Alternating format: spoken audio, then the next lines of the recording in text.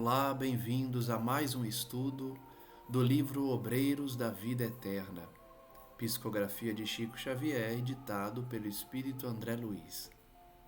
Estamos em nosso estudo de número 14, analisando o capítulo 6, intitulado Dentro da Noite.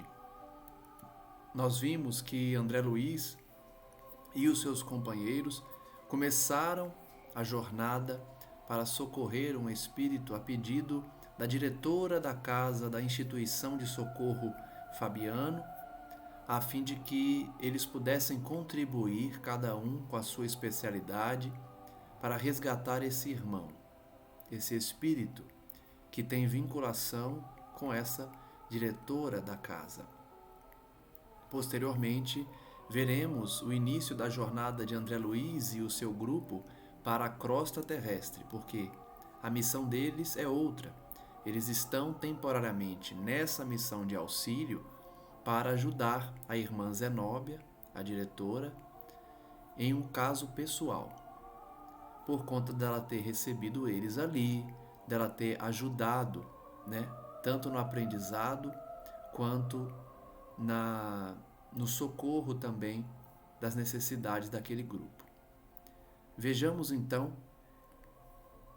como se dará esse resgate na região de sombra, depois deles terem passado por maus bocados, Nós vimos que André Luiz acabou falando no momento inapropriado e chamou a atenção de entidades trevosas que tentaram atacar o grupo. Posteriormente, depois das medidas defensivas, outro grupo também quis envolvê-los, mas desistiram por conta do grande número de trabalhadores que estavam em excursão. Continuemos então de onde paramos, quando eles chegam na região de abismo em que o auxílio se faria. A Zenóbia então pede que André Luiz e os demais se separem do grupo maior, enquanto eles ficam ali em atitude protetiva de reflexão. André Luiz diz então que foi conduzido com os outros companheiros caminho adentro, isolando-se da primeira parte do programa de serviço, eles que agiriam diretamente.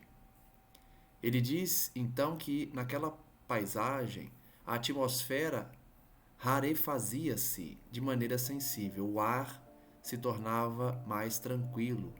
A lua pareceu menos rubra, a relva pareceu mais doce.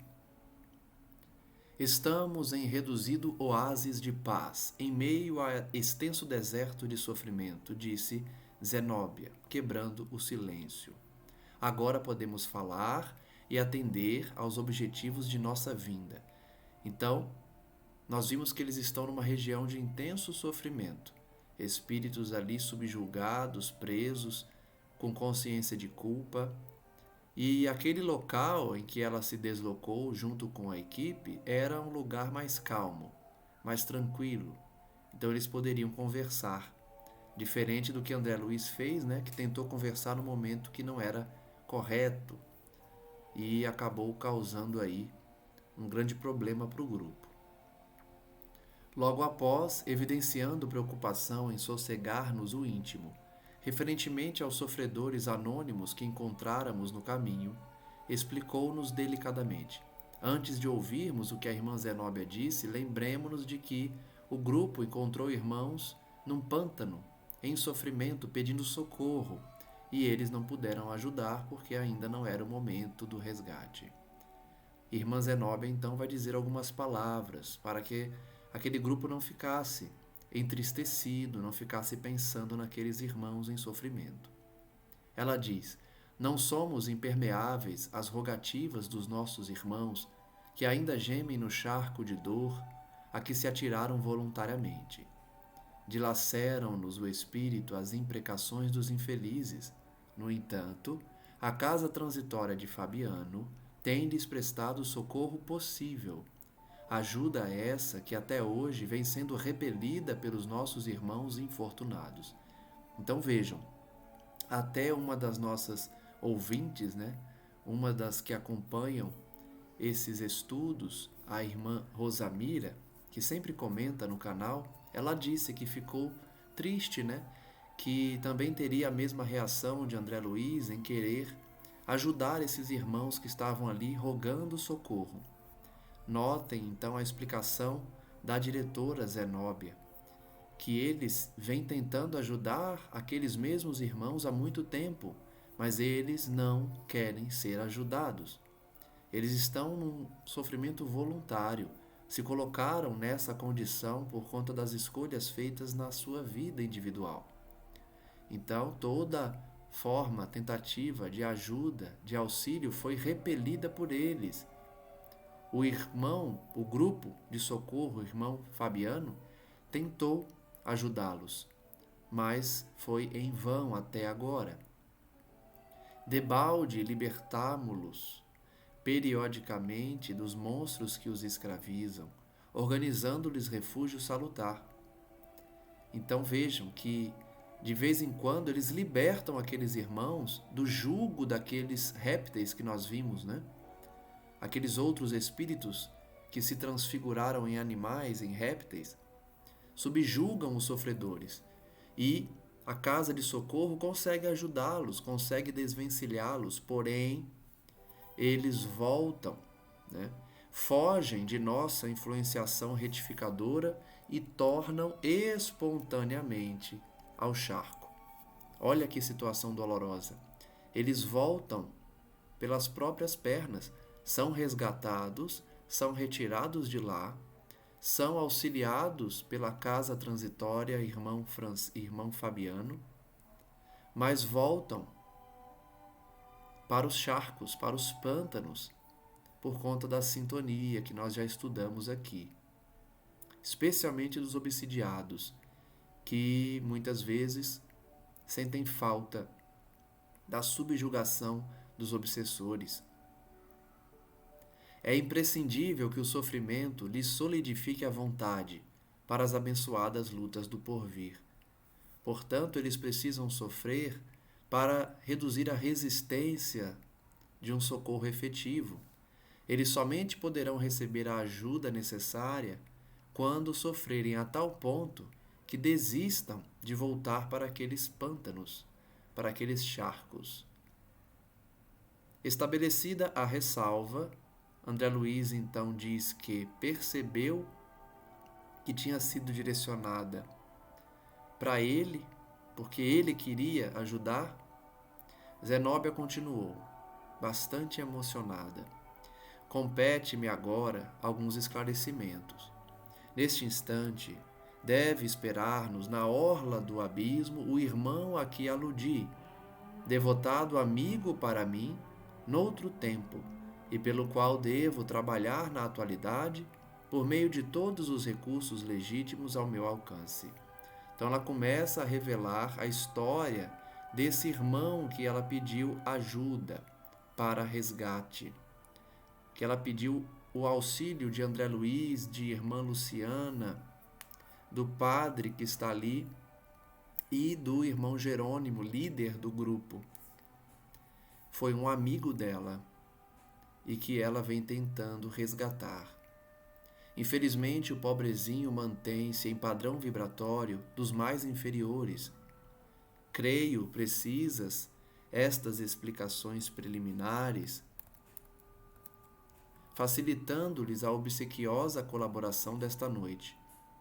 Então ela explica que está esclarecendo a origem daquele irmão para facilitar os trabalhos da noite.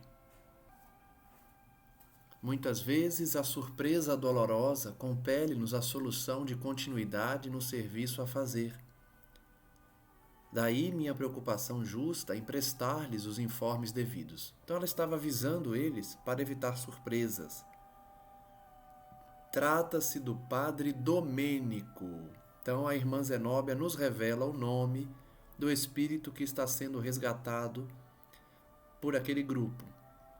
Espírito que havia sido resgatado de zonas de sofrimento intenso e transportado até aquela região próxima à casa transitória Fabiano, para receber o resgate último, o resgate que finalmente retiraria ele de uma condição infeliz.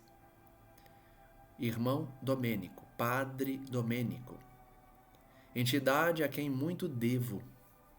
Foi ele, clérigo, menos feliz. Incapaz de manter-se fiel ao Senhor até o fim de seus dias, foi um padre, então, que faliu na sua missão. Iniciou-se nas lutas humanas, tocado de sublimes esperanças, na primeira mocidade. Entretanto, porque os desígnios do Pai eram diversos dos caprichos que alimentava no coração de homem apaixonado e voluntarioso, em breve caía em despenhadeiros, que lhe valem os amargosos padecimentos depois do túmulo. Então notem aí que muito jovem se tornou padre, mas os seus caprichos alimentados no coração fez com que ele caísse. Aproveitou-se das casas consagradas à fé viva para concretizar propósitos menos dignos, conspurcando a paz de corações sensíveis e amorosos. Quantos líderes religiosos não fazem isso, né? Não agem assim? Dominam os corações sinceros que buscam a igreja, o templo, para a satisfação dos seus interesses, ao invés de administrar, batalhar pelo crescimento da crença, da fé. Recebeu todas as advertências e avisos salutares tendentes a modificar-lhe a conduta criminosa e desvairada. Todavia, internou-se fundamente no lamaçal escuro dos erros voluntários, desprezando toda espécie de assistência salvadora. A gente consegue colher algumas lições desse trecho porque André Luiz mais uma vez demonstra que todos que estão em erro recebem avisos, recebem alertas dos amigos espirituais e também de encarnados. E quando erram, erram voluntariamente, a segunda lição do trecho. Os erros são voluntários, desprezando os avisos e os alertas dos amigos. Essas obras nos servem de alerta também, para que não repitamos os mesmos erros, deixando de ouvir os nossos amigos espirituais. Colaborei durante anos consecutivos nos serviços de orientação que lhe eram ministrados. Ela própria, portanto, orientava e alertava esse irmão, esse padre. Mas, pela expressão intensa de fragilidade humana que ainda conservava em minha alma, abandonei-o também. Olha que curioso. Um dos amigos espirituais desse padre, que é a irmã Zenóbia, acabou abandonando ele. Se cansou, ou, como ela diz aí, por ser muito frágil, abandonou. Então, notem que os espíritos superiores não nos abandonam. Porém, existem espíritos amigos, companheiros nossos, que ainda não estão numa condição moral elevada. Eles talvez desistam de nós. Os nossos anjos guardiães, os nossos mentores, a gente tem plena certeza de que não desistem, não nos abandonam.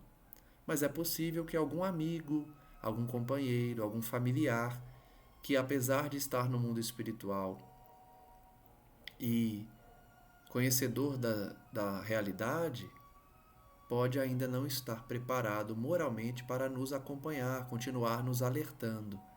Então, quando a gente escolhe o mal, talvez algum ou outro companheiro se afaste de nós. E aí ficamos com apenas aqueles a que Deus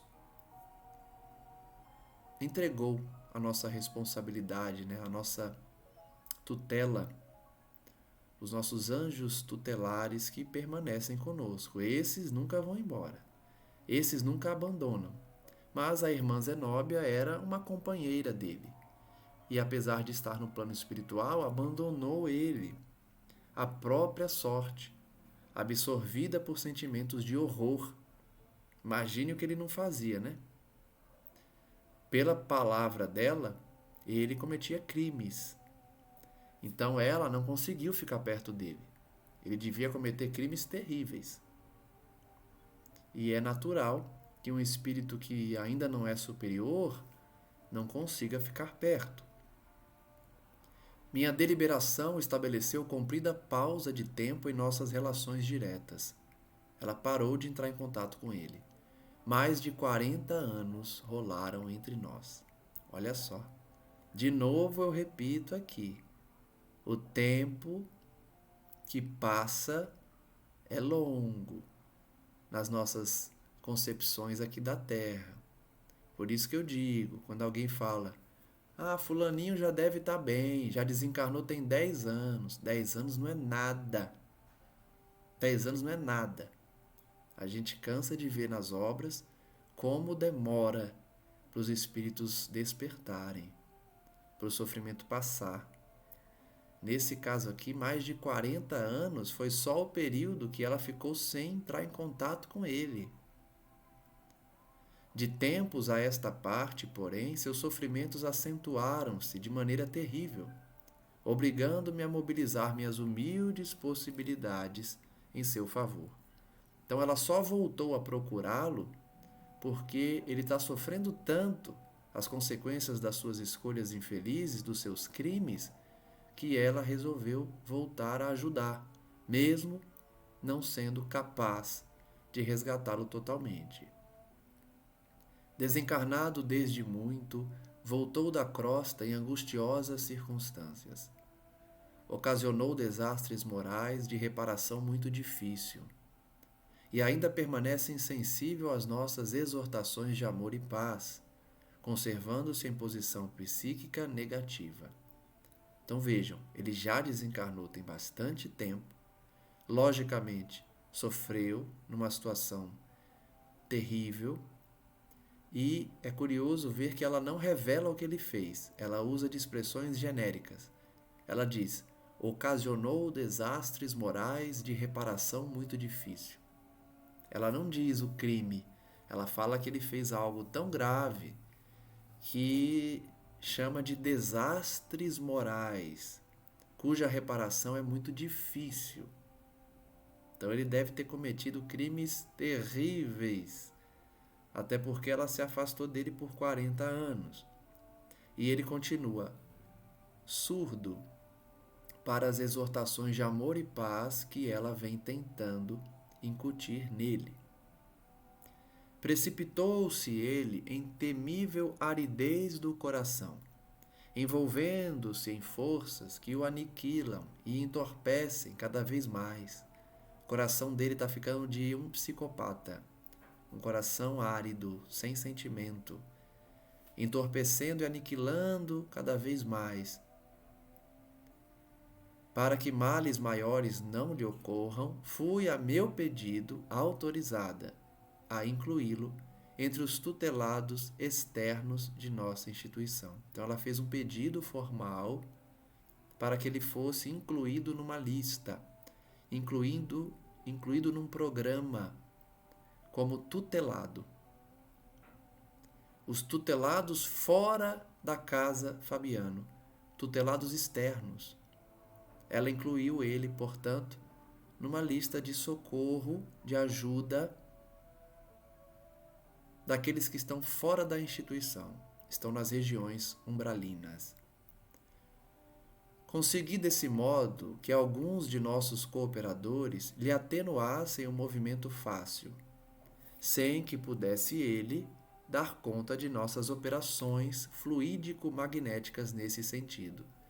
Então vejam que curioso, que interessante. Uma das estratégias que as turmas, que as equipes salvadoras, socorristas, se utilizam para resgatar os infelizes.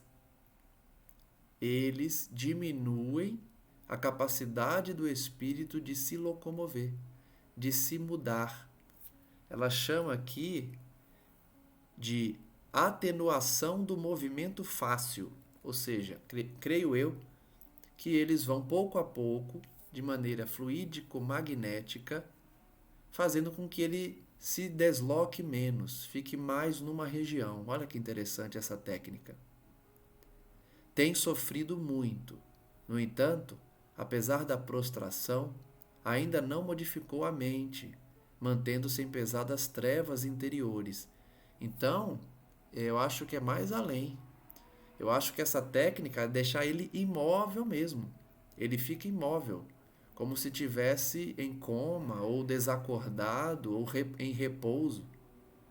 Só que ela diz que isso não adiantou. Apesar dele estar parado, ele não está se movimentando, a sua mente continua em pesadas trevas. E a gente sabe o poder que a mente tem, né? Mesmo parado, a gente pode movimentar muitas forças por meio do pensamento. E ele estava agindo exatamente assim, subtraindo-se sistematicamente a qualquer esforço de autoexame. É muito comum. O espírito revoltado não faz autoexame, não reconhece os erros praticados, sempre justifica as suas condutas, por mais criminosas e terríveis que sejam. Sempre dá uma desculpa, sempre se coloca como vítima. Então é muito difícil que um espírito revoltado faça esse autoexame, analisando a sua conduta e as suas escolhas e reconhecendo que errou. Esse exame lhe facilitaria algum repouso espiritual, porque ele ia começar a reconhecer que errou. E o reconhecimento de que errou leva ao arrependimento, leva ao pedido de socorro, leva à oração. Então, nem isso ele tinha conseguido ainda, fazer um autoexame para começar o processo de arrependimento.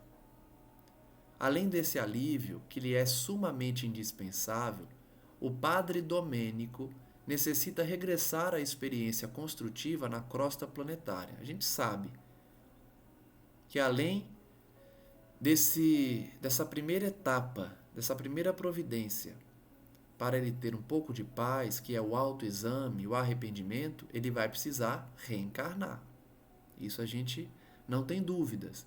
Precisa voltar para os mesmos sítios em que ele plantou o mal, para reparar esse mal.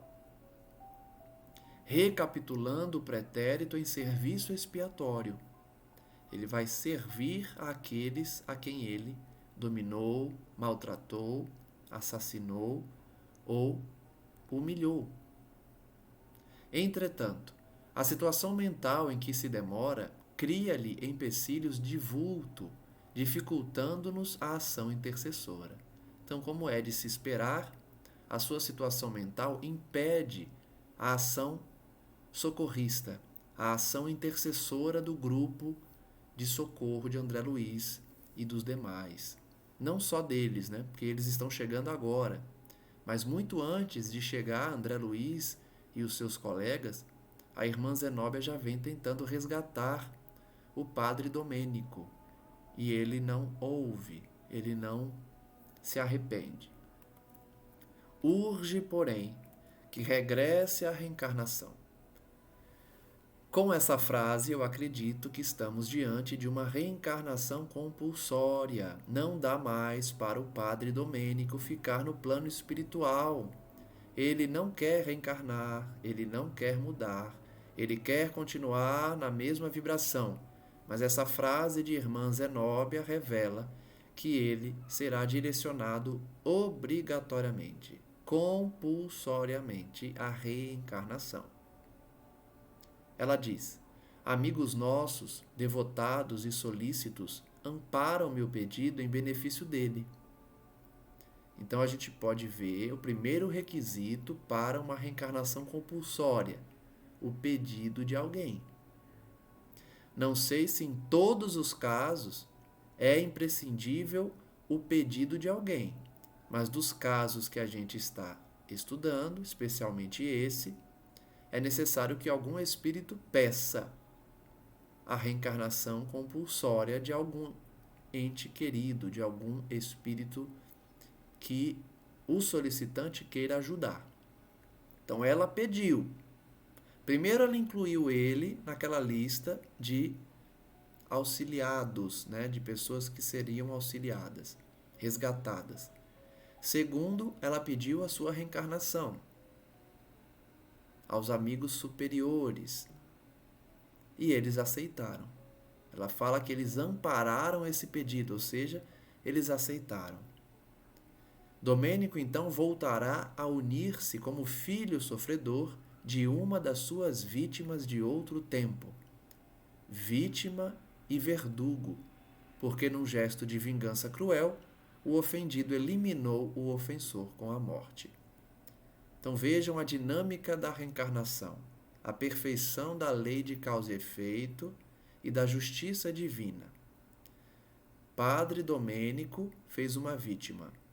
Essa vítima passou a persegui-lo, virou seu verdugo, seu perseguidor. E, num gesto de vingança cruel, o eliminou, o assassinou.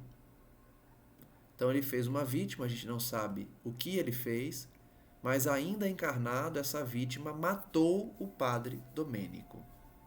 Agora, o padre vai voltar, filho dessa vítima que ele fez, para reintegrar-se nas correntes carnais, preciosas e purificadoras, deve o infortunado adquirir, pelo menos, a virtude da resignação. Segundo requisito para a reencarnação compulsória, o espírito reencarnante precisa, pelo menos, ter adquirido a resignação, de modo a não aniquilar o organismo daquele que, desempenhando sublime tarefa de mãe, lhe conferirá carinhosamente a nova personalidade. Então, o primeiro requisito que a gente viu nesse caso, o pedido da irmã Zenóbia para que ele reencarnasse, o que foi aceito. Segundo requisito, ele precisa pelo menos se resignar. O que é resignar-se? É aceitar, é reconhecer que precisa de uma ajuda, é se conformar com a necessidade da expiação. Então, acredito que a tarefa difícil de André Luiz e de seus companheiros é convencer o padre Domênico que ele precisa reencarnar, que ele precisa adquirir a resignação, a aceitação, a completa submissão à vontade de Deus. E isso é necessário porque a irmã Zenóbia explica por que o espírito precisa primeiro estar resignado para reencarnar. Porque senão ele vai trazer males para o corpo da mãe. Ele vai fazer mal à mãe. Porque o sentimento de revolta, o sentimento de raiva contra Deus e contra a vida causa um aborto espontâneo, causa males para a mãe, para o corpo físico da mãe, né? Então é preciso que ele tenha resignação antes da reencarnação. Para a obtenção desse resultado, é imprescindível que melhore interiormente. Então vejam como uma coisa puxa a outra. Para ele se arrepender, ele precisa reconhecer o mal que fez, mas para isso ele precisa fazer o autoexame. Então primeiro autoexamina suas faltas, se arrepende, reconhece a necessidade de expiar, de reparar o mal feito, para daí seguir para a reencarnação. Tudo fruto de sua melhora interior.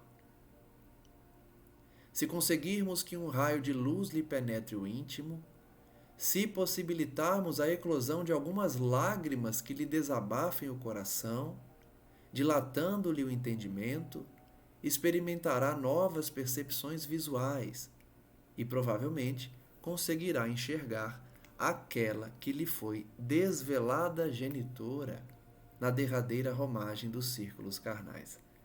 Então, para variar, como sempre acontece, são as mães que resgatam os espíritos mais renitentes, os mais teimosos, os mais maldosos, os mais cruéis, são sempre resgatados por suas mães.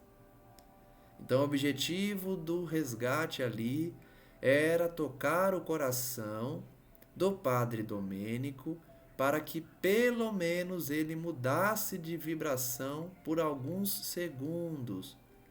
Uma lágrima que caísse dos seus olhos, um momento de reflexão dele, possibilitaria que ele enxergasse a sua mãe. E uma vez enxergando a mãe, certamente ele vai desabar e vai se arrepender.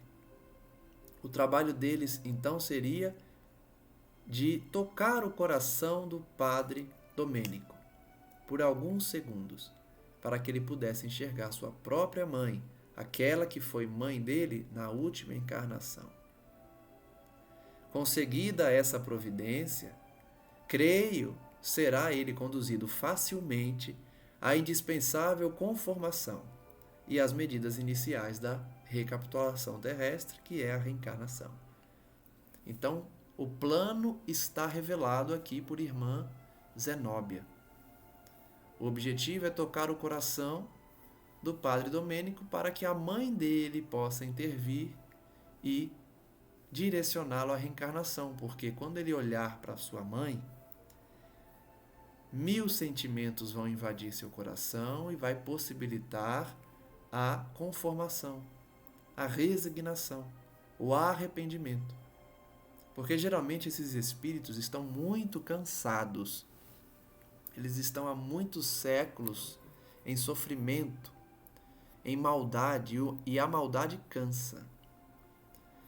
Quando eles são tocados, mesmo que por alguns segundos, já é o suficiente para ele perceber o quanto ele está cansado e o quanto ele quer mudar de vida. Ele se entrega. Geralmente o espírito, nessas condições, se entrega ao regaço da mãe, ao colo da mãe e adormece, facilitando o seu resgate. No caso dele, facilitando o resgate e o direcionamento para uma reencarnação. E aqui voltam aqueles conceitos que a gente já estudou, de espíritos que estão nessa semi-inconsciência ou estão num estado de maldade tão profunda que não participam do planejamento reencarnatório. As suas reencarnações são planejadas por espíritos superiores, amigos, especialistas nisso, mas sem a participação do reencarnante. E isso é uma exceção, como a gente já estudou aqui. Por isso que a gente brinca no meio espírita, né? Quando um adolescente, revoltado com seus pais, exclama: "Eu não pedi para nascer". A gente fala: pediu sim, implorou para nascer. E isso é uma realidade. Porque a grande maioria participa do planejamento reencarnatório, aceita renascer, estuda com os mentores, com os familiares, em que condições vai renascer, escolhe muitas das provas, das condições da sua vida, faz escolhas, e quando chega aqui, pelo esquecimento natural do passado, que também é uma lei derivada da misericórdia divina, acabam muitas vezes desistindo ou se revoltando, mas todos participam do planejamento reencarnatório, exceto os que estão alienados mentalmente, não têm qualquer condição de participar, e esses maus, que é uma espécie de alienação mental também, são direcionados, portanto, compulsoriamente à reencarnação. Estabeleceu-se natural intervalo nas considerações de Zenóbia. Nenhum de nós ousou formular qualquer interrogativa. Ah, é mesmo, André Luiz? Que novidade, né? André Luiz não fez nenhuma pergunta. Ela, porém, prosseguiu humilde. Desde alguns dias, ouve-nos, Domênico, a voz, tal como o cego que não consegue ver. Olha que curioso. O Domênico, depois de tantos anos, está começando a ouvir a voz desses amigos. Não posso identificar-me perante ele, a fim de não lhe prejudicar o trabalho de redenção, mas espero que nesta noite muito possamos fazer em seu favor, com os valores da prece, aguardando ainda que os informes detalhados e instrutivos a serem prestados pela clarividência de Luciana, lhe possam elevar o tônus vibratório. E ocorrendo isso, como espero em Nosso Senhor, chamarei mentalmente a nossa irmã Ernestina. Então está revelado também o nome da mãe de Domênico, Ernestina. A estrutura do resgate, portanto, seria prece, para que ele continue a ouvi-los, a clarividência da Luciana, que é a enfermeira ali do grupo de André Luiz, iria mostrar alguns cenários mentais para o Domênico, para ele se lembrar do que ele fez, das figuras que ele conviveu, e isso ajuda ele a mudar de vibração. E por fim, a mãe dele seria chamada Ernestina, mãe dedicada e compassiva, para recolhê-lo e conduzi-lo à crosta. Vejam que ele vai direto para a reencarnação, hein? Não queiram nem saber o que ele fez, porque esses casos são os mais graves. Quando o espírito é resgatado do umbral e vai direto para a reencarnação, é porque ele está numa condição tão ruim que não é possível primeiro levá-lo para uma colônia, para um posto de socorro. Não dá. A presença dele no posto de socorro perturbaria a todos. E ele também não pode entrar numa colônia espiritual. Ele ia levar muita bagunça, um caos. Fora que também, individualmente, ele não está em condições de permanecer num local de equilíbrio. Então ele vai ser direcionado diretamente para uma reencarnação. Estou convencida de que, podendo ver a genitora, Domênico se transformará em breves dias, preparando-se para a reencarnação próxima com o valor desejado. Então vejam que a condição dele é tão grave que, mesmo vendo a mãe, o seu processo de resignação, de arrependimento, levaria alguns dias. Eu disse aqui que provavelmente ele iria ver a mãe, chorar compulsivamente e adormecer na mesma hora, que é o mais comum. Mas pelo visto aqui, ele ainda vai passar alguns dias refletindo sobre a visão que ele teve da mãe, para depois então reencarnar. Indicando determinado ponto da paisagem, informou: em vista do serviço a realizar, recomendei que 2 auxiliares o trouxessem a local adequado, onde possamos orar livremente e auxiliá-lo com as nossas palavras, sem interferências estranhas. Então ele ainda foi ajudado nesse sentido, foi separado do grupo de outros sofredores para uma região mais isolada, para que pudesse dialogar com a equipe de socorro de forma mais direta e livre. Em seguida, ela rogou comovidamente: e agora que iniciaremos o trabalho de tanta significação para minha alma, insisto para que me perdoem o caráter pessoal da tarefa. A irmã Zenóbia de novo pede desculpa porque pediu um favor pessoal.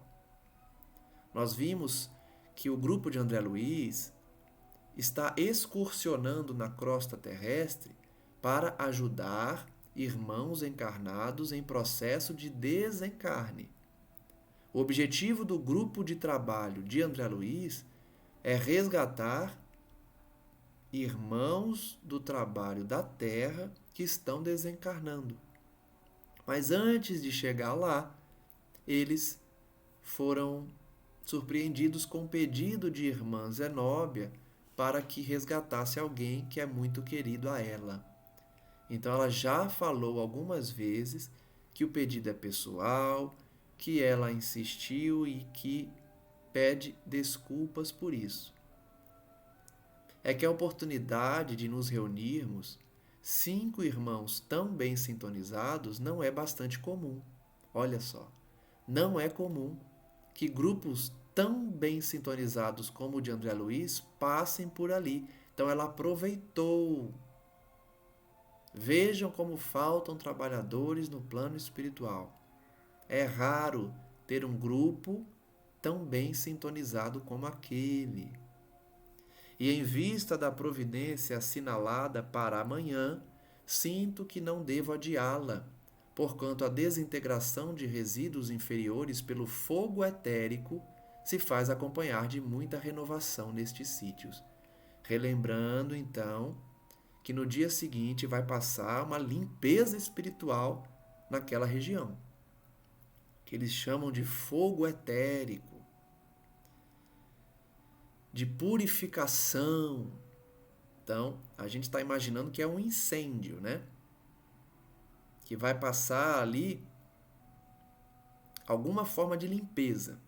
Vamos ver como vai ser. Mas eles estão chamando de fogo etérico, como se fosse um incêndio mesmo para queimar os miasmas, as vibrações pesadas, ajudando a renovar o ambiente. Imagine como seria a nossa crosta planetária no âmbito espiritual sem as chuvas torrenciais.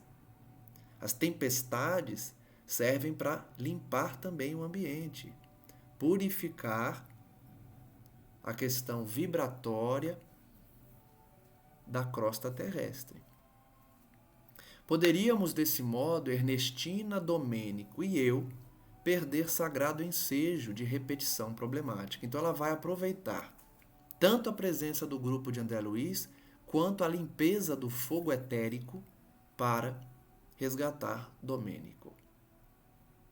Calou-se de súbito a orientadora, conservando-se na atitude de quem medita em silêncio, de coração voltado para o Todo-Poderoso. Decorridos alguns momentos, prosseguiu, acentuando: estejam certos de que serão meus credores para sempre. Por isso que fazer a caridade, fazer o bem, você ganha amigos e, consequentemente, favores. A gente não deve fazer o bem esperando ganhar favores, mas é natural que as pessoas tenham esse sentimento de agradecimento e queiram retribuir de alguma forma. E a melhor coisa que pode existir é a amizade. Nenhum dinheiro pode comprar, nenhuma condição física pode angariar amigos, né? O que faz as pessoas terem um sentimento de amizade é esse reconhecimento, geralmente quando estendemos a mão amiga. Então ela seria muito grata a eles por aquela ajuda. Tendo-se em conta a elevada posição da diretora da casa transitória, comovia-nos semelhante demonstração de humildade. Eles ficaram surpresos como a irmã Zenóbia é humilde, se colocando numa posição de suplício, de suplicar mesmo, né? De pedir. Ela que era diretora, exercia um cargo importante e de muita responsabilidade. Constrangidos quase, diante de seu exemplo cristão, seguimo-la à pequena eminência do solo, vagamente iluminada, onde dois companheiros velavam diante de alguém estendido em decúbito dorsal. Então, Domênico estava deitado, né, com o ventre para baixo, e haviam dois companheiros em volta dele. A mentora benevolente dispensou os dois auxiliares, recomendando-lhes integrar a comissão de serviço que se postara distante. Lembrem-se que eles se separaram do grupo maior para aquele momento. Então estão no local a irmã Zenóbia, o irmão Jerônimo, André Luiz, a irmã Luciana e mais um que eu sempre esqueço o nome, que é o padre, né? Tem um padre também ali que tem a especialidade de saber os trechos do Evangelho para ajudar também no resgate. Me deu branco agora do nome dele, mas em breve vai voltar aí. Então só estão ali quem faz parte do grupo de resgate. O restante está mais distante. E aqueles dois auxiliares foram direcionados para o grupo que está aguardando em outro local. Em seguida, Zenóbia aproximou-se maternalmente e, deixando-nos surpresos, sentou-se na erva rasteira, colocando a cabeça do infeliz no regaço carinhoso. Imagine que cena bonita, né? Um espírito ali endividado, com um passado terrível de crimes, de desvios, sofrendo horrores no plano espiritual, deitado no chão, certamente esgotado, e a irmã Zenóbia, tão elevada, diretora de uma casa de socorro, senta no chão e coloca a cabeça dele em seu colo. Certamente ele nem percebe, né? Ele não consegue perceber a presença física deles ali. Aquele homem trajando burel esfarrapado e negro exibia horripilante fácies. A nota de rodapé diz o mesmo que face. Então a sua face estava apresentando uma expressão horripilante. Imagina os pesadelos que ele não tem, que ele não tinha, né? Ainda com a mesma roupa própria do sacerdote católico da terra, esfarrapada e suja, porque ele está há muitos anos sofrendo num local terrível e tendo pesadelos, né, que deixa a sua face transtornada. Não obstante a sombra, viam-se-lhe os traços fisionômicos que inspiravam compaixão. Então, por mais que ele fosse criminoso, um espírito endividado, que nós todos somos, André Luiz sentiu compaixão ao vê-lo naquela situação. Cabelos em desalinho, olhos fundos na caverna das órbitas, boca e nariz tumefactos em horrível máscara de ódio e indiferença. Dava a ele a impressão de celerado comum, que só a enfermidade conseguira imobilizar para a prestação de contas com a justiça. Então vejam que ele está imobilizado a pedido de irmã Zenóbia. Ela pediu, como uma técnica de resgate, que ele ficasse imóvel, como um doente, como alguém preso ali numa cela em que estivesse distante da sociedade, para responder perante a justiça. Então a sua face era de ódio, porque é um espírito muito inferior, e ele estava numa condição de doente e de preso. Não acusou emoção alguma ao contato daquele colo amoroso, nem se apercebeu da presença de nossa amiga. E dos demais também. Não percebeu a presença de ninguém. Vejam como ele estava, né, sintonizado com as trevas mesmo. De olhar parado no espaço, num misto de desespero e zombaria, semelhava-se a uma estátua de insensibilidade, vestida de farrapos hediondos. Domênico, clamou a irmã Zenóbia com ternura fraternal. Chamou ele, né? Deveria o interpelado experimentar extrema dificuldade na audição, porque só depois de pronunciado o seu nome diversas vezes foi que, como alguém que registrasse sons de muito longe, exclamou irritadiço: Quem me chama? Quem me chama? Ó poderes orgulhosos que desconheço, deixai-me no inferno. Não atenderei ninguém.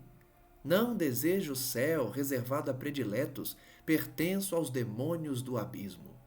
Não me perturbem, odeio, odiarei para sempre. Então vejam que situação infeliz, triste, e como a sua situação distancia do contato com a espiritualidade superior. Muita gente não entende, né? Como que no plano espiritual um espírito não vê o outro, não escuta, e é real isso. A diferença de sintonia faz com que espíritos fiquem invisíveis para outros espíritos. Ele não conseguia enxergar ninguém e também não conseguia ouvir. Ele só foi ouvir depois de muitas repetições do seu nome, e mesmo assim como se fosse algo muito distante, uma voz distante. Então a diferença vibratória de sintonia é uma realidade, e que deixa mesmo o espírito cego ou surdo às exclamações, aos chamamentos dos espíritos equilibrados. E pelo que ele disse, também vale a reflexão de como ele está perturbado, né? ele não quer ser recolhido. Ele se diz filho de demônios, merecendo o castigo de seres impiedosos, porque muito odeia. Quem te chama considerou a diretora delicada e afetuosamente. Somos nós que te desejamos o bem. O infeliz, entretanto, ao que observei, não se apercebeu da frase confortadora, não ouviu, porque continuou praguejando insensível. Malvados, gozam no paraíso enquanto sofremos dores atrozes, hão de pagar-nos. Deram-me direitos no mundo, prometeram-me a paz celestial, conferiram-me privilégios sacerdotais e precipitaram-me nas trevas. Desalmados, Satã é mais benigno? Olha a ignorância dele, né? A gente já viu essas características em outros espíritos que pensam comprar um lugar no céu, acreditam nas promessas de alguns religiosos de que basta comprar a peso de ouro a paz de consciência no plano espiritual, o que é uma falácia, é uma mentira, é uma ilusão. Nós não podemos comprar paz de consciência com dinheiro nenhum do mundo, nem um lugar no céu junto aos santos, como nós vimos, né? Outro espírito, em outro caso, pensar também que teria um lugarzinho no céu porque comprou, porque pagou. Ele, que foi sacerdote, achava que ia para o céu. E agora, revoltado, tem inveja de quem está num plano superior, dizendo que enquanto os anjos estão no paraíso, nós estamos aqui sofrendo. Ainda se, como eu disse, se colocam numa situação de vítima. Sempre eles são vítimas. São sempre as vítimas. Nossa venerável irmã, no entanto, longe de irritar-se, falou pacientemente. Pediremos a Jesus te restitua, ainda que por alguns momentos, o dom de ouvir. Então ela pediu a Jesus, né? Vai pedir numa oração que ele pudesse escutar melhor. Solicitou então a André Luiz e aos demais que acompanhasse a prece e invocou: Senhor, dá que possamos amparar teu infeliz tutelado.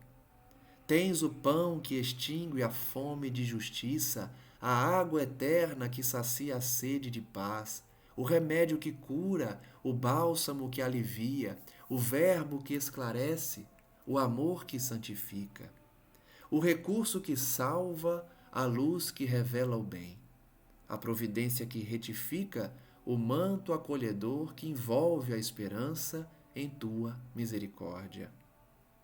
Mestre, tu que fazes descer a bendita luz de teu reino aos que ainda choram no vale das sombras, concede que o teu discípulo transviado possa ouvir aqueles que o amam. Pastor divino, compadece-te da ovelha desgarrada, do aprisco de teu coração. Permite que aos seus ouvidos tenham acesso os ecos suaves de teu infinito amor. Concede-nos semelhante alegria, não por méritos que não possuímos, mas por acréscimo de tua inesgotável bondade. Mais uma vez, disse André Luiz, reconheci que a prece é talvez o poder máximo conferido pelo Criador à criatura.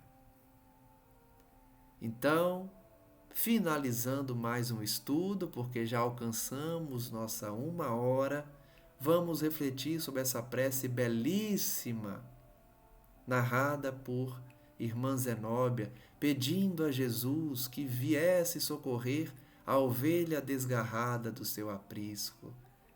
Por acréscimo de bondade, de misericórdia, já que não temos mérito, que ele viesse resgatar aquele irmão, ajudar no seu resgate, para que ele pudesse ouvir, para que ele pudesse refletir. Uma linda prece que serve para nós de reflexão profunda de como Jesus nos ama, como está sempre disposto a nos ajudar, porque nós vamos ver no próximo estudo, né, as consequências dessa oração. Será que Jesus atendeu a um pedido tão sincero e belo da irmã Zenóbia? A gente sabe que sim, que depende apenas do padre Domênico a fim de que seja auxiliado. Depende apenas da sua mudança íntima, da sua renovação, mudando de sintonia para receber essa ajuda. Então, façamos a reflexão de quantos estão transviados também no mal, no erro, e de como nós podemos ajudar por meio da prece. Achei muito interessante essa frase de André Luiz. A prece é talvez o poder máximo conferido pelo Criador à criatura. Diante de tantas bênçãos que Deus nos deu, fruto de sua misericórdia, porque não merecemos, Ele nos fornece uma ponte direta para com Ele, para com o Cristo, que é a oração, a prece. Reflitamos então e encerremos mais um estudo utilizando-se desse recurso que Deus nos conferiu, a oração.